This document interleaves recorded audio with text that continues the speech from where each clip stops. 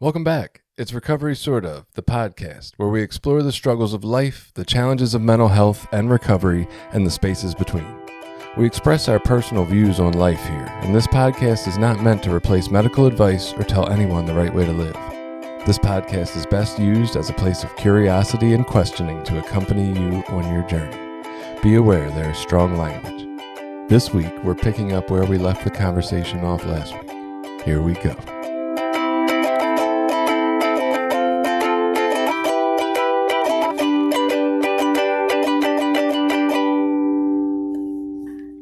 Back to the idea of like, when are we allowed to say no to family, to cut off family? In my mind, I kind of think of this as I've been trying to work around a new way of looking at this. The thing I've always done in my life is I've had this pressure from these set of rules that I'm supposed to follow to be enough. And like basically my head criticizes me and grades me on how well I do that every day.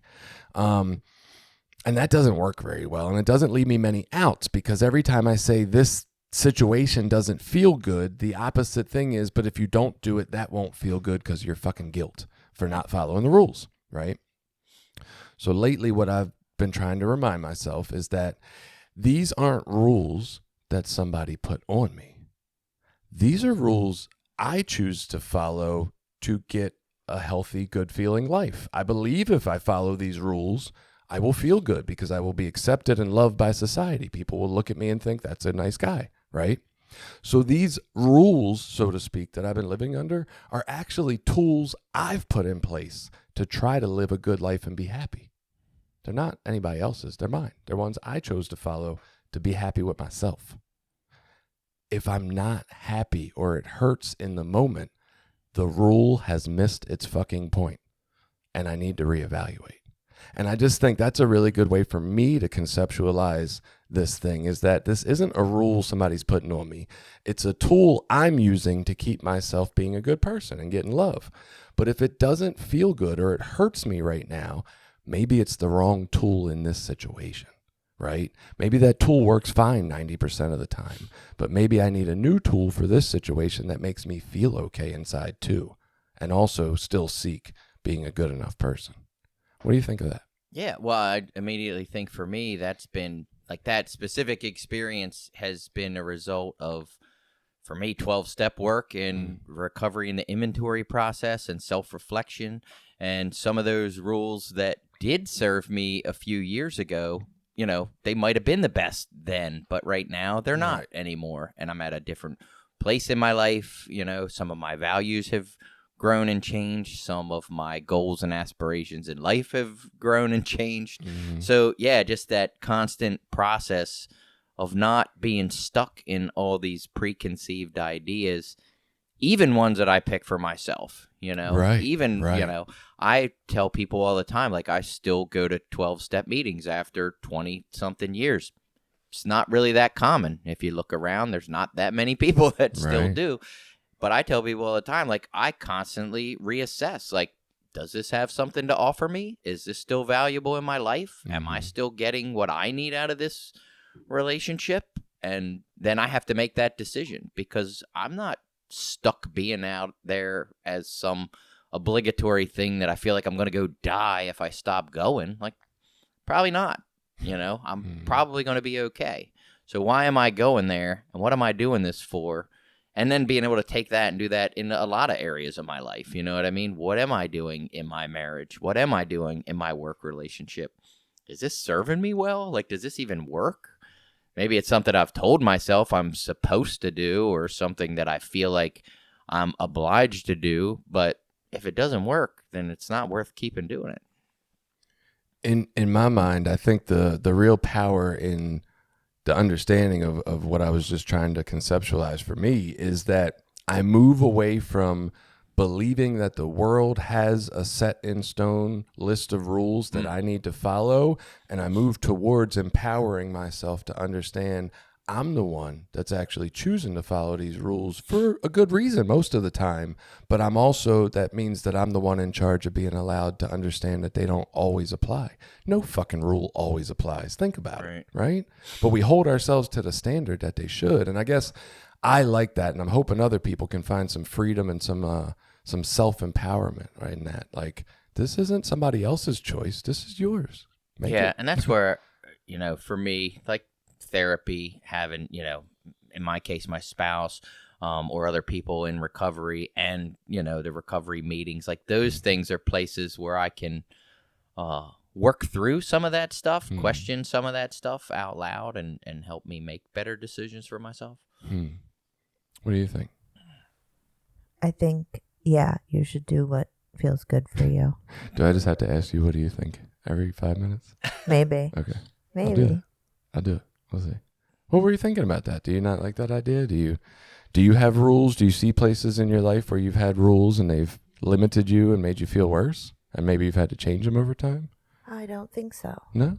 I mean, probably at some point.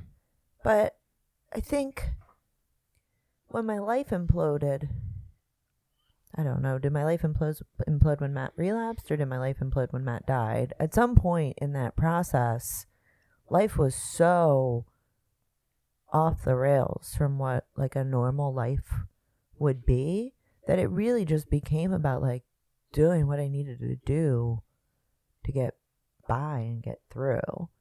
And I think that allowed me to give myself a lot of freedom to do what was best for me.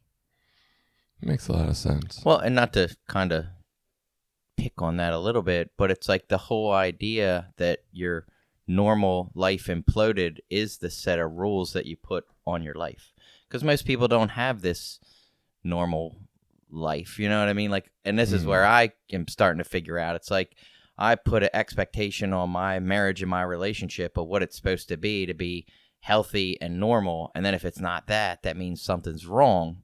But that doesn't give my wife the space to be who she is and have her defects and assets and all those things, or me to be safe to be who I am with my defects and assets, because it's probably never going to be that perfect set of rules that I put on what would be healthy or normal. You know what I mean? But I would say that the situation I was in was a few levels above that, because it was literally like I was in survival mode. Well, and there will be things that are years. toxic and stuff like that. But yeah, I mean, things were so far away from a normal way of living for years that, I don't know. So what you say makes a lot of sense. Yeah, for right? sure. I totally get it. I guess what I was thinking in there would be, and this is for my body going through situations like that, is that in that moment, me staying in that when I know it's not healthy for me, and I know that this other person is incapable of loving me, even though I keep allowing myself to believe the hope they're selling me, that's the place where I'm abandoning me, right? And I'm shaming me about it. It doesn't matter that I'm free to do all these behaviors to keep it going. I'm still shaming myself in the background because I know I ain't treating me good. Yeah, I mean, I wasn't staying with him. I mean, I was married to him, right? And so I disconnected from him while he was using and started living my own life. But I wasn't at a point for a while where I was ready to say this marriage is over as a result, because I was still hopeful he was going to, turn things around. But yeah, and then when he died, obviously it wasn't a matter of making a choice to stay in it or not. No. I was just in a state of grief. Yeah. So for me, and this isn't, I'm not trying to argue. Like, that's not the goal here. I'm just trying to think through this. And like the process of a survival mode opening up and giving me more freedom doesn't feel like it makes sense, because I can picture if I'm in a survival mode, I'm going to be willing to kill somebody. But once I calm back down again, I go back to the original rules I had to follow. You know what I mean? Didn't, I think, because it was such a gradual process, right? So I was in survival mode, not consistently for 2 years straight, but a fair amount over the 2 years of Matt's using. And then he died. And so then I was a little bit in survival mode those first few months, just because of the grief being so overwhelming. But then it began to slowly fade. As I continued to prioritize doing what I needed to do for myself in that moment, things got better.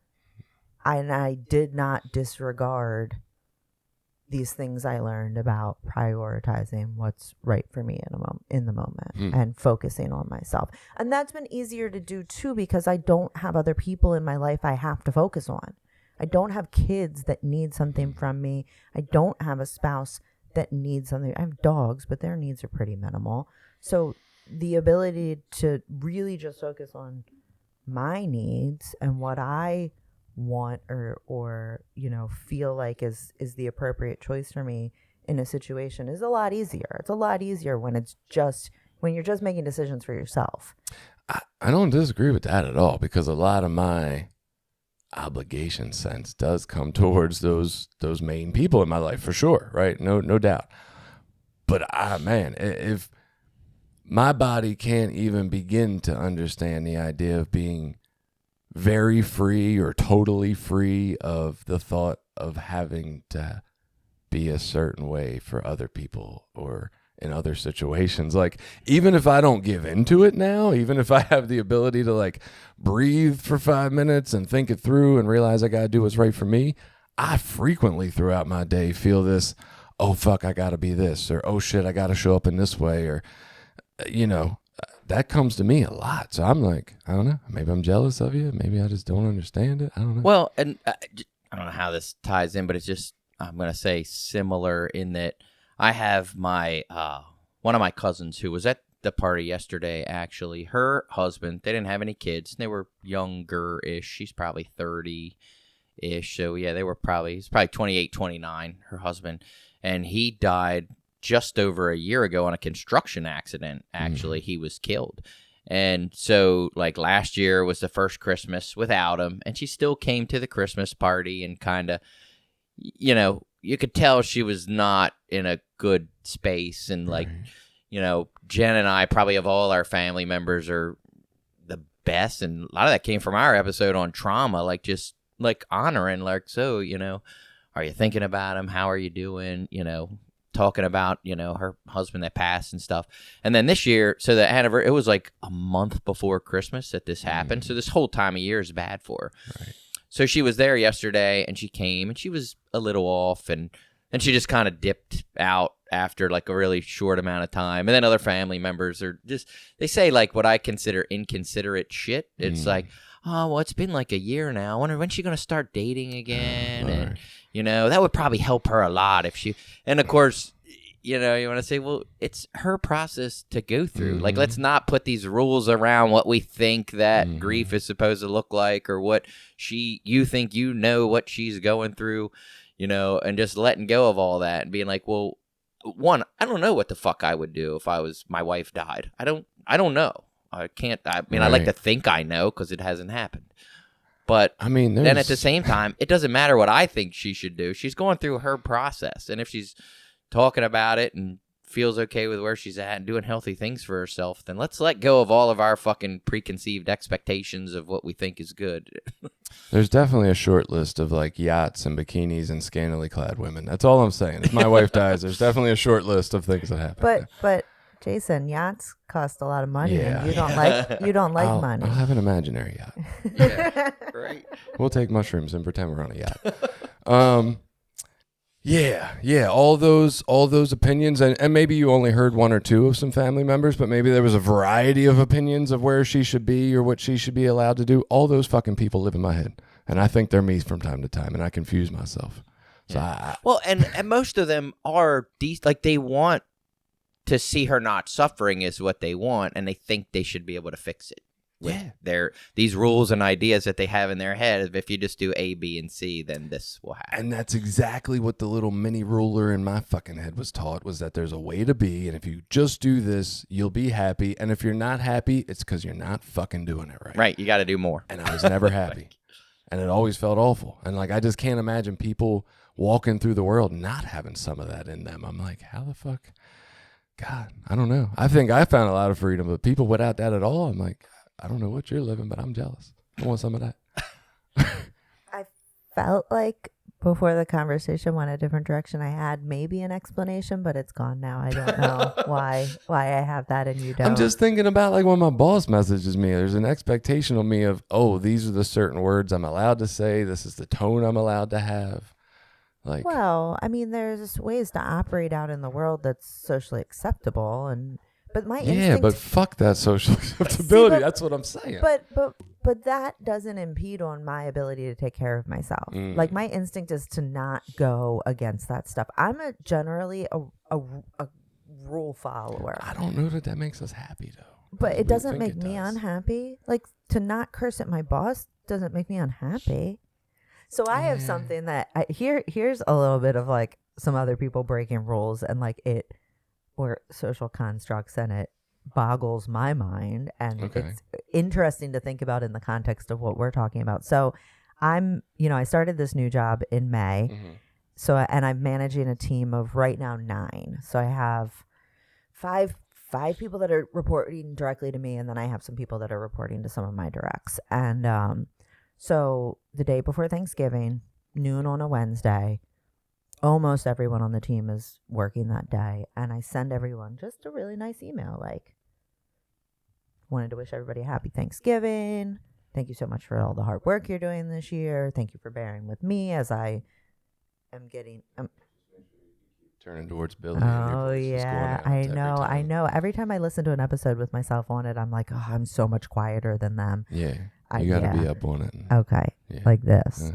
Can I touch it? You can. Okay. Don't rub it too much, because that will make noise.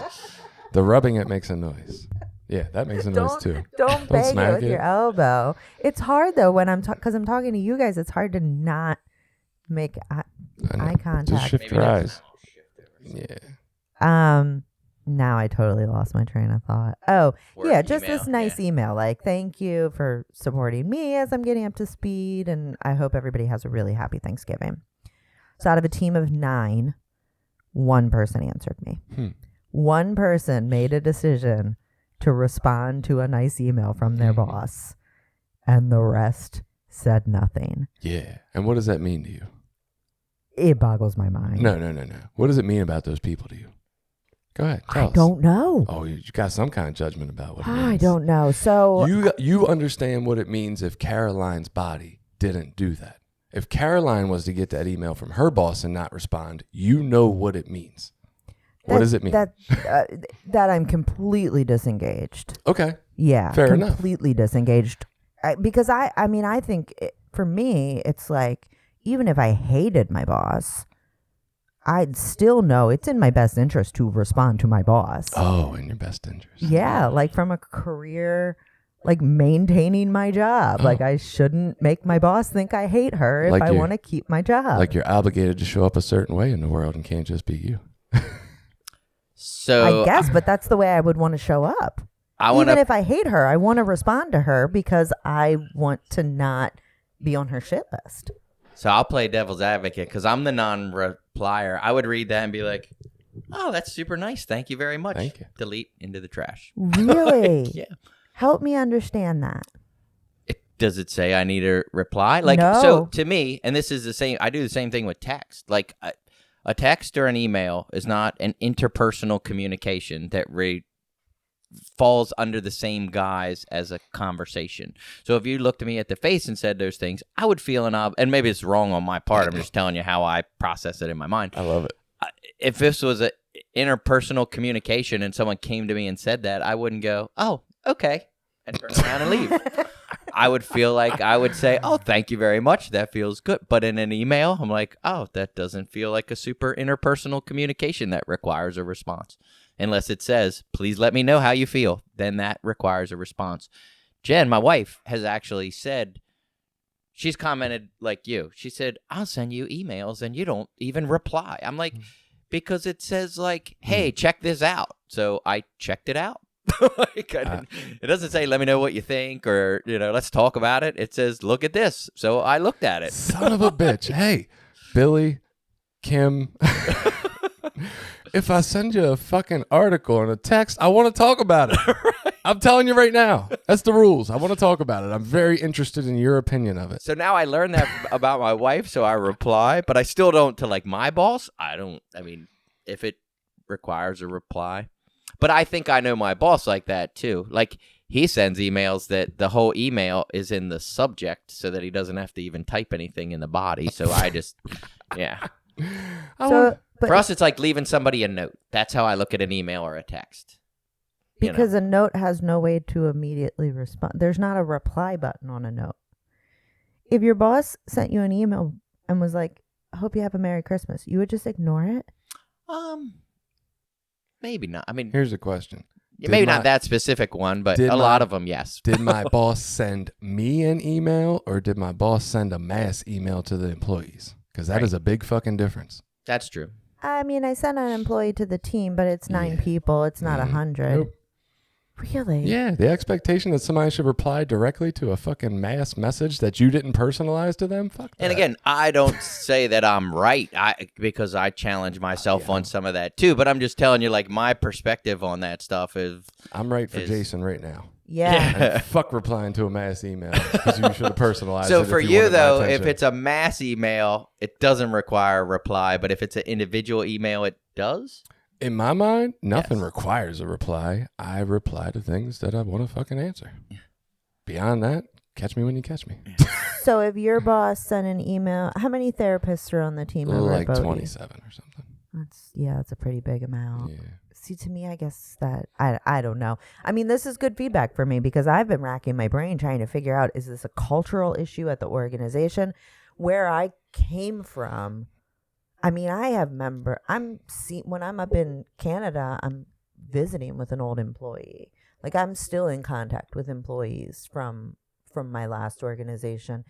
And never would that have happened there where I sent the team an email and people just didn't answer. So it's a very different world. And I think if I didn't have the experience of managing a team in the past that I knew loved me and showed me that, that they loved having me as their boss and demonstrated that, I would take this lack of responsiveness from this team. I would be taking it very personally. And so I'm really glad that it's not the first team I've managed because I would be probably hurt. Well, you've taken some of these things personally before. What? When your mass email about leaving your old job and you didn't get as many replies as you thought you would and stuff like that along the way. Oh, yeah. Yeah,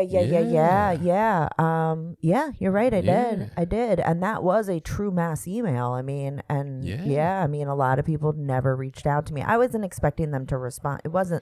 That email was not from me. Mm-hmm. And I wasn't necessarily expecting them to respond to that email, but I did think over the course of the next month, same vibes, people would reach out, and they did not. Yeah. And I think some of that is just us adapting to newer There's too many communication and just it's all new electronic communications. I mean, before this we were just talking about, having some online presentations of some software and the way different people do it different ways and what works and like it's all new shit that we're trying to sort of work through. And even though email isn't, quote unquote new, it's only really become super popular in 15 years, 20 years. I mean, before that isn't the way we communicated within our office. You weren't emailing people shit. Now it's every day. And as we adapt to these things, we'll figure out cultural rules. In the meantime, we're just all figuring out our own way and deciding what it means. Yeah, I mean, I have evidence that people didn't read that email, and that is that since I left that organization a year ago, I have LinkedIn Premium, so I can see details about the people that are searching for me on LinkedIn, and the highest company, like the most people that are searching for me are from my old organization. And that's because 6 months, 9 months after I left, they suddenly realized I wasn't around anymore. They didn't know you weren't there anymore. Yeah. and we're like, well, where's Caroline now? So, and that's still, it's been a year now, and I still am getting like frequent searches from my old company. So yeah, people didn't read the email is long story short. Alternate theory. Nobody gave a fuck. And now the company's going to shit, and they're like, where did she go? I want to see if I can work there. It's just possible. That's all I'm just saying. No. Oh, go ahead. I was just going to say, I have seen, I shouldn't throw her under the bus, but like Jen, I'll see her phone and like her emails, like 130 emails in her email box. She's like, oh, I don't have time for all that shit. Can't manage. So here's where I think we can right the ship, right? This is where I think I keep trying to get to, at least how Jason can right Jason's ship. Let me say that. Where you get to that point, Caroline, where you say, I sent this email out and I've been racking my brain, boggled by it, trying to figure it out. But you haven't asked nobody else. Or that's not true. You haven't asked anybody that's given you any good, helpful information. But more importantly, you haven't asked the motherfucking people in the situation, right? Okay, this didn't go over well. Fair enough. In my mind, this doesn't go over well. I feel a feeling about it. I want to tend to my feeling.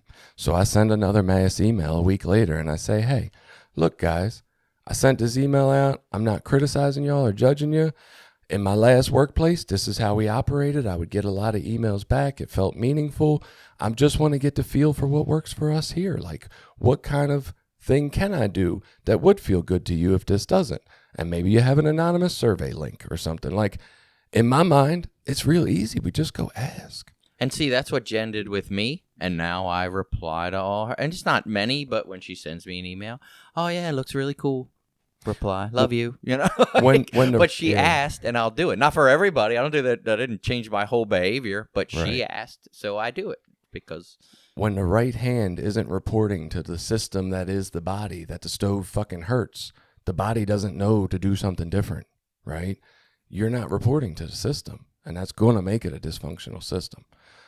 I get it. That's what we've been trained to do, but I think we don't hold that obligation of not saying anything in society. I think the fix is we start fucking talking about it. Hey, I'm not blaming nobody, but this is a feeling I got. How can we make it feel better for us? Yeah. Yeah, we don't talk like that in the construction industry, that's for sure. Yeah, no we way. didn't even talk like that in my old company. I think I get what you're saying. So you're saying you're bound by the rules of the construction industry and your old company and not what Caroline would feel good living. Yeah, that sounds like an obligation. I don't feel like it would feel good to come back at them asking for, to me, that secondary follow-up email feels like I'm asking for even more from them than I asked with the first email, which was just now I'm putting a pressure on them to do something that's going to be even less comfortable for them. And I could put in that email, feel free to disregard all this, and I'll understand that you just prefer not to have any of these personal communications, and that's fine, right? I'll give them that out. But to me, it's not putting more pressure on them. It's saying, hey, I understand what I did not necessarily feel to you on your end like I was sending it. So, like, now I want your input. People love giving their fucking input, man. Ask people for an opinion. They got lots of them, at least people like me. Not at my job, to your face. So I work in construction too, and so it's funny, Jen and I, because we work in completely different fields, we'll have conversations and she'll say, well, did you get your team together and did you go around the circle and ask them how they all feel? And I'm like, yeah, that's not gonna work. They're gonna be like, what the fuck are you talking about? We're oil mechanics and diesel mechanics and shit. We're not talking about our feelings here. Hire me for a 2 8-hour day training and we will just sit there until them motherfuckers talk. Well, I said what they really do is they don't talk about their feelings, then they leave and go talk about it to each other in the parking lot. Right. But I give them the space. I always offer it out there. Hey, has anybody got any input? Anything anybody want to say before we wrap this up? Anybody not like any of this? And they never say anything. But I still give them the space. But then I don't take responsibility for their bullshit in the parking lot. I figure that's them being a coward. So, Any final thoughts about family obligation, otherworldly obligation? That's kind of what we've been talking about today. Yeah. For me, I've just learned to just go with how I feel in the day or the moment. I have some people around to support and help me with that because I can make really unhealthy emotional decisions for myself. But, there are times I don't want to do that stuff and it just doesn't feel good because I'm not in the right space. And it's okay to give myself that out. Mm-hmm. It's not an obligation. It's, does this feel right? Is this really in alignment with my values? And can I fucking do this today?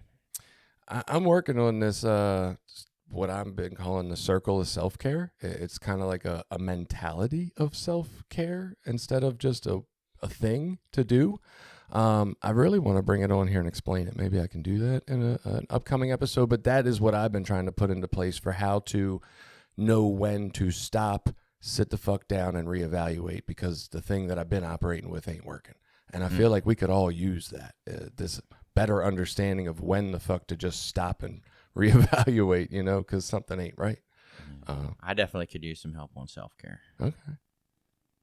That was one of the topics I was going to say. I came with a few ideas, and self-care was one of them. Oh, well, maybe that's perfect. Keep that for our next one very soon then. Yeah, maybe like in 10 minutes. All right. Have a good week, and we'll see you next week.